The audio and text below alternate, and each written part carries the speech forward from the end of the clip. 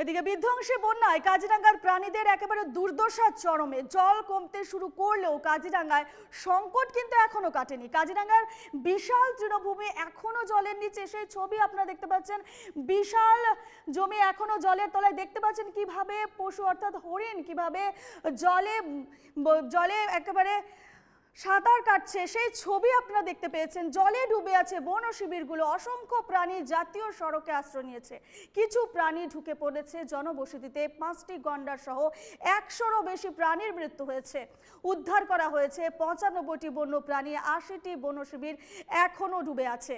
অনেক প্রাণী এখনো কাজিরাঙ্গার হাইল্যান্ডগুলিতে আশ্রিত। যে ছবি আপনারা দেখতে পাচ্ছেন, বন্যায় প্লাবিত কাজিরাঙ্গা এবং কাজিরাঙ্গা বহু জীবজন্তু প্রাণীরা এভাবেই কিন্তু বন্যার জলে তলিয়ে গেছে এবং দেখতে পাচ্ছেন সাঁতার কাটার ছবি।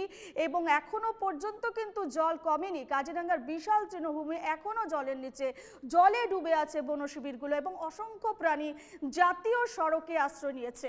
কিছু প্রাণী ঢুকে পড়েছে জনবসতিতে।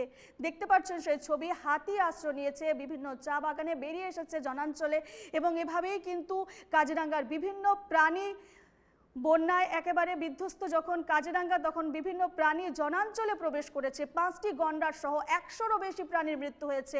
উদ্ধার করা হয়েছে 95টি বন্য প্রাণী। 80টি বন শিবির এখনো ডুবে আছে। অনেক প্রাণী এখনো কাজিরাঙ্গার হাইল্যান্ডগুলিতে আশ্রিত।